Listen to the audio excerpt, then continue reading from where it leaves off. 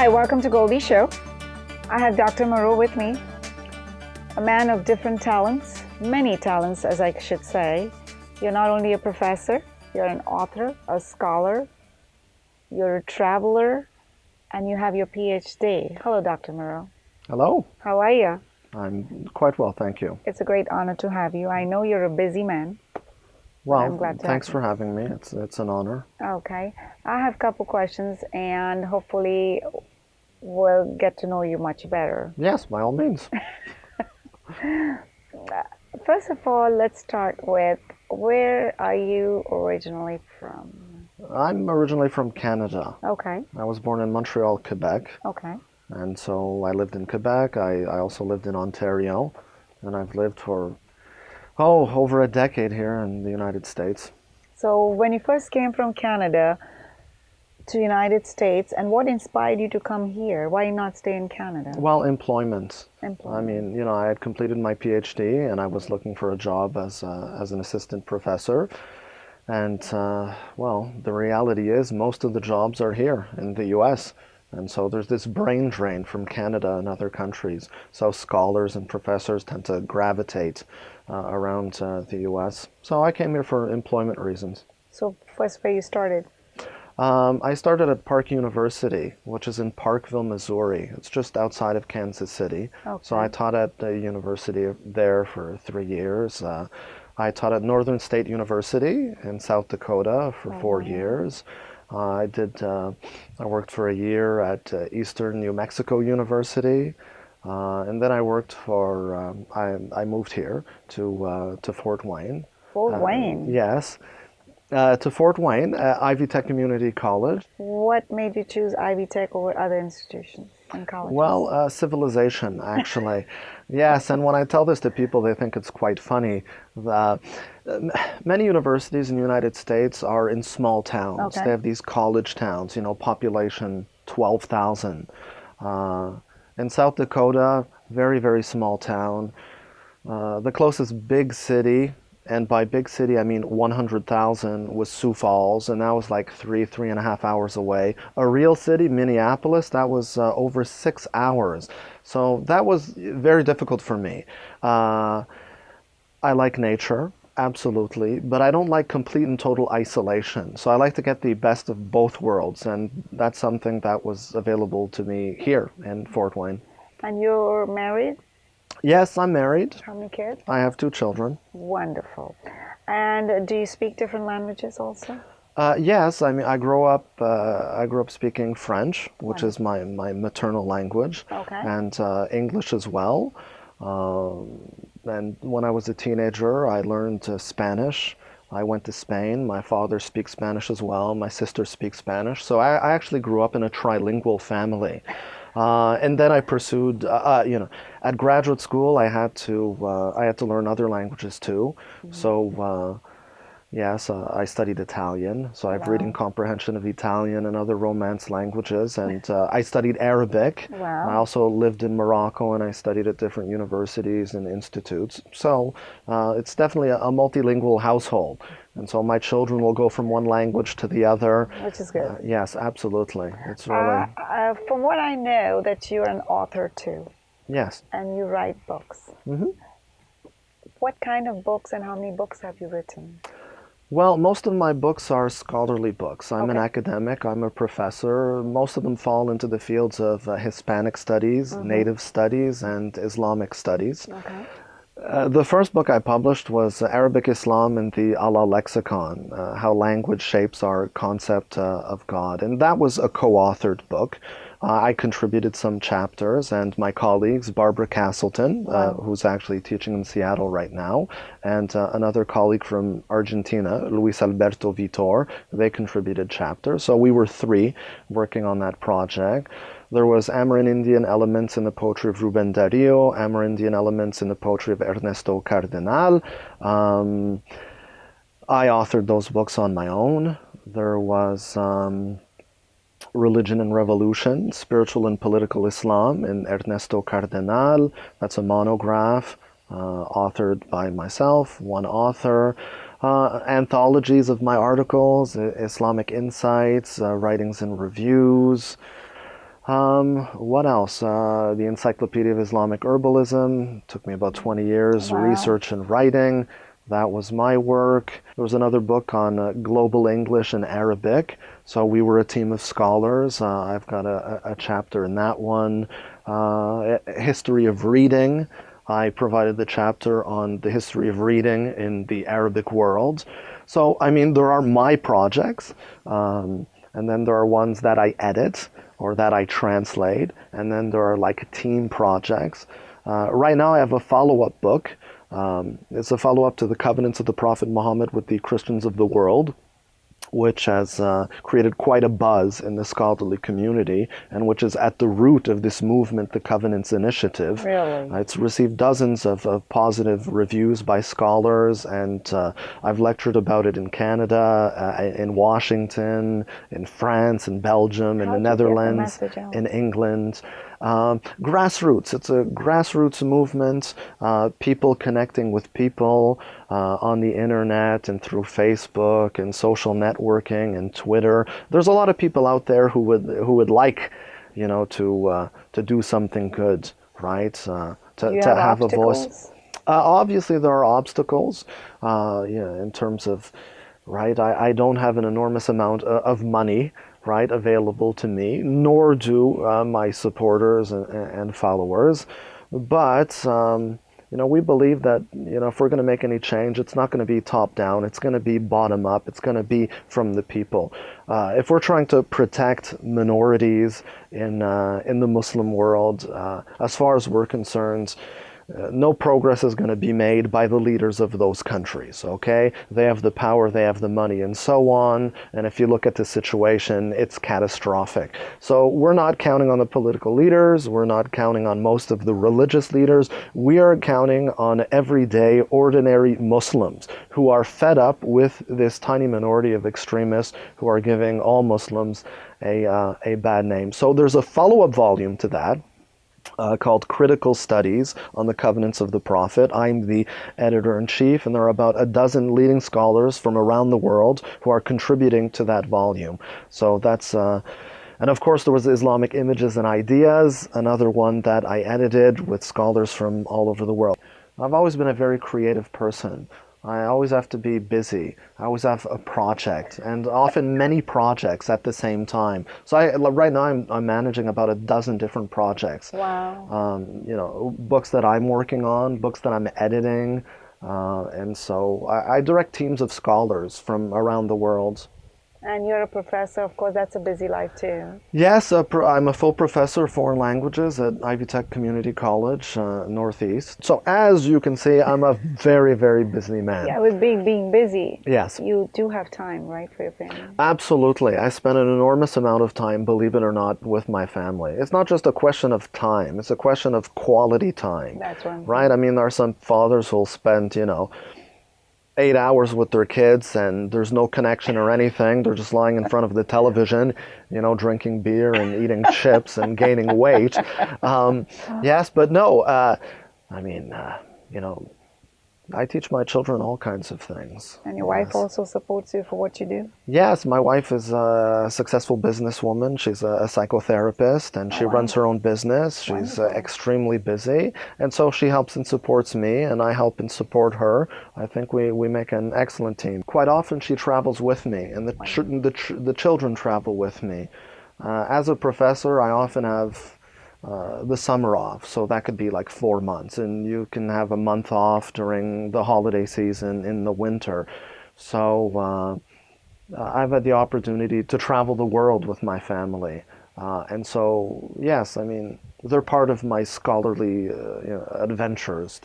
Now, when you travel different world and you come back, and while you're teaching at Ivy Tech, do you inspire your students, or do you tell them what was your experience and if they should do what?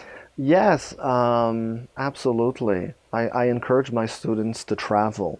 I mean, working in different states in the U.S., often in small towns, but even here in a medium-sized city like Fort Wayne, we have students who've never been to Indianapolis. Wow. Students who've never been to Chicago. There are students who've never left their county. There are people who live in small towns in Indiana who are afraid to go to Fort Wayne. And so, what's the result of that? You end up being very, very narrow in your outlook. So I encourage them, go to Indianapolis, go to Chicago, and by all means, study abroad, travel abroad. It'll definitely broaden your horizons and expand your intellect. When you say that to the students, don't they have that curious look? It's like, okay, you're telling me to do this, do that.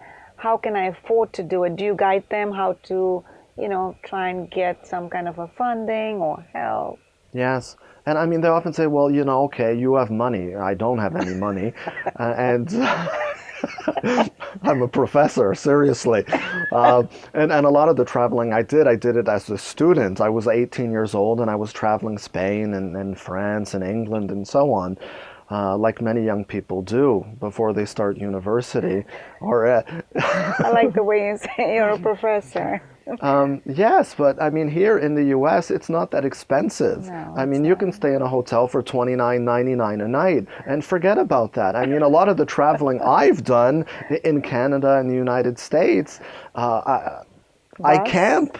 Bus? Yes, you can use the bus, absolutely. There's the train. In Europe, you can get a Euro pass to use the train throughout Europe. It barely costs anything. And in Europe, I was staying in these student hostels. Oh, wow. Where I would pay $10 a night. I mean, who can't afford $10 a night? And in the U.S., you can stay in state parks, you can stay in ACOA camping, right? You can stay in your tent. So you could really get to know this country at minimal expense. So basically you're saying where there's a will, there's a way? Absolutely. Yes. So you have to have that kind of a get-go thing. And so I try to encourage my students, and I share stories of my adventures. I mean, can you give us an example, funny one? Learning a language can be, boring and grammar, and they don't see the point. But after they travel abroad, I see a complete and total transformation in these students. Often they don't even want to come back. I send them away for a summer, they stay for a semester, and then they come back and they tell me they're moving abroad, they're moving to Chile, they're moving to Italy. They met someone there, they've got a girlfriend, they're engaged, and they don't want to come back to their sleepy little town, right? They've awakened to the wonders of the world, and sometimes they come back totally transformed. Their political views have changed. They have gone from one extreme to not another extreme. So they try to teach you something, then when they come back? No, then they agree with me. They say, Dr. Morrow, you were right all along. Now, when you write these books and, you've done so much of research and all, and you have your PhD in what? Can you tell me what PhD? Well, my PhD is in Spanish American literature. Wow. It's in Hispanic studies. But obviously, we study all kinds of different things. I studied medieval literature, Romance literature, Golden Age literature. I studied the Arabic influence on medieval Spanish literature, French literature. I studied Alhamiado literature, which is the literature of the Moriscos, of these cryptic Muslims after 1492 in Spain. And they produced a very interesting body of literature. It's written in Spanish, in their dialect of Spanish, but using the Arabic alphabet. And so I am, there are very few experts in that area. So yes, Islamic Spain, all of that. I acquired expertise in many areas. Do you ever get bored? No, I never get bored. I mean, the world is far too interesting to get bored. And I hate that, when children say, I'm bored, there's nothing to do. Hello? The world is far too interesting to get bored. If I got bored, I think I'd just shrivel up and die. I mean, there's just so much. There's so much work that needs to be done in so many areas. I can't just live under a rock. I can't sit still in the face of injustice. And so I have to speak out. So many discoveries are yet to be made. And so... when you say injustice... Yes, can you elaborate? I'm a person deeply committed to social justice. Okay. And that's reflected in my scholarship. Many of my books deal with indigenous issues, with Native people, and also the situation in Latin America. Oh, wow. Right? So I worked very closely with solidarity committees during the 80s and the 90s. Right, liberation struggles in Latin America, and also similar struggles in the Middle East and in other countries. So you're not afraid to voice your opinion? No, absolutely not. Is Come there what may. Yeah, I was going to ask you, is there a backlash? Um, is there a backlash? Well, I mean, I suppose there is a backlash.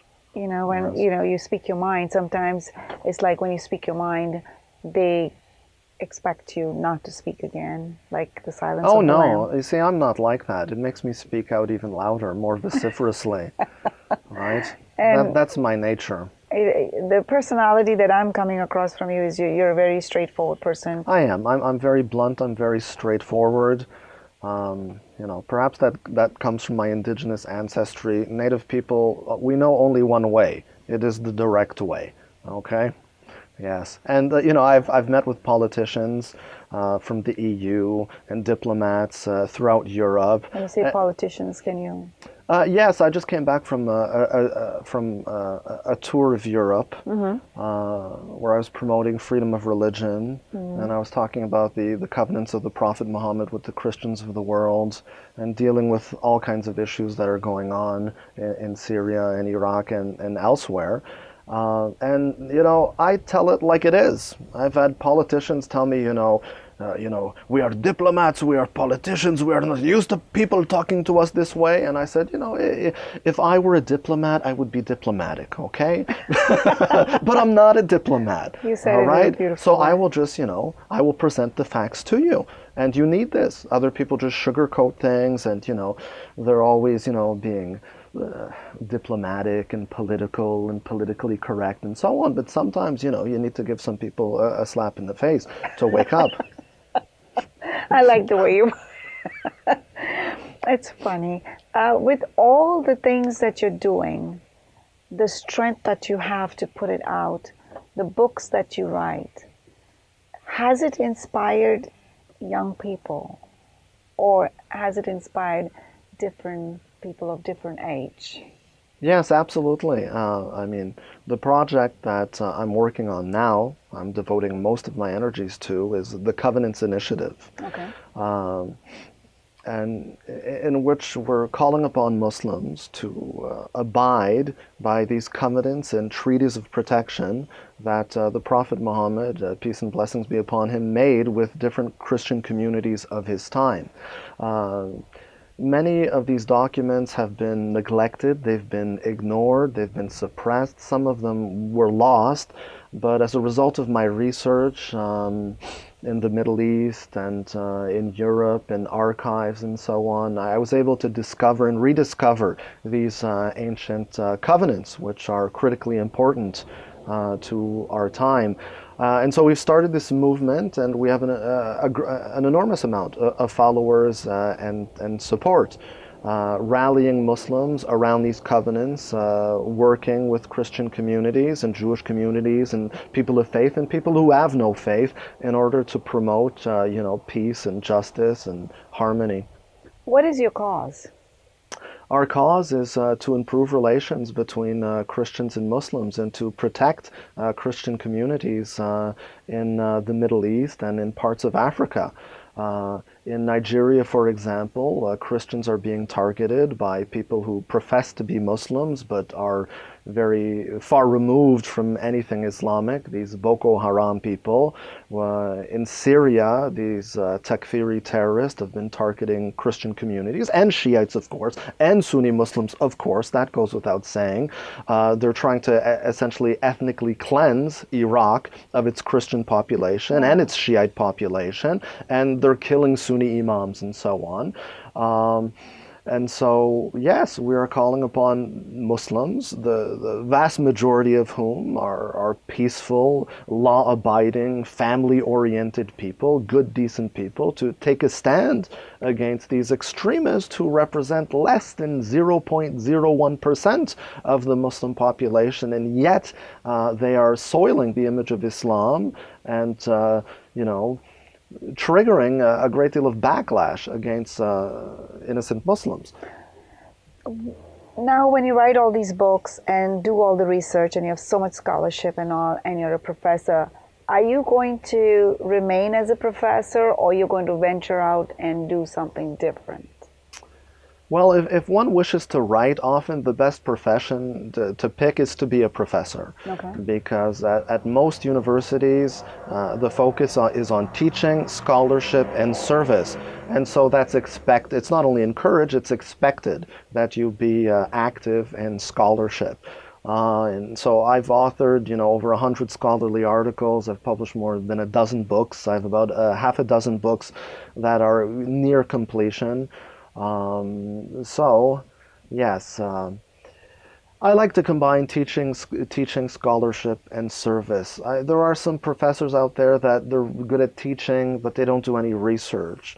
But how good can you be at teaching if you're not current with the new developments in your field? And there are some who, excel at research, but they're poor teachers. So I always try to be a well-rounded professor, penning works of scholarship and being an effective teacher in the classroom. So that's my goal. Eventually, if it's possible, I may transition entirely into scholarship because I have no shortage of energy I can see that. when it comes to that. Yeah, but it seems you've got so much energy. You're vibrant because you look like you're a great professor. To be in your class, it's like being in a kid with a candy jar because it looks like you make it very easy, fun-loving. Yes, I mean, yeah. Of course, we're not entertainers, but yes, yeah. You have to make it interesting for the students, right? It's not boring. No, Huh? you have to mix it up. Yeah, it has to be very dynamic, and my classes are very interactive. It's not just me pontificating for 50 minutes. I engage the students. And they have to contribute. Like, for example, if I'm teaching literature, I'm not just going to lecture and lecture and lecture. I'm going to take a poem and I'm going to go through it and make sure they understand all of the vocabulary. And then we'll identify the literary devices being employed. And then we'll try to interpret it. So it's more like guided discussion. It's not just lecturing. And so if they're going a little bit astray, I will correct them. And if they're correct, then, I will praise them for that. And so they build their confidence. And so, of course I've acquired knowledge, but they also have knowledge. And, some students tell me like, wow, this is the first time we were ever taken into consideration where our opinion actually counted. And I said, well, look, okay, this is a literature class. Some of you are studying like economics. Some of you are studying, engineering in different fields, and you can contribute different perspectives to this topic. And we can all learn from one another. So that's the type of atmosphere and I try to create in my classroom. What is your message out to the people, the world, the kids, the parents, everybody? What is your message? Well, I would say seek knowledge from the cradle to the grave. Yes, always try to improve yourself. And what would us as a society, as a people, do to help you for your cause?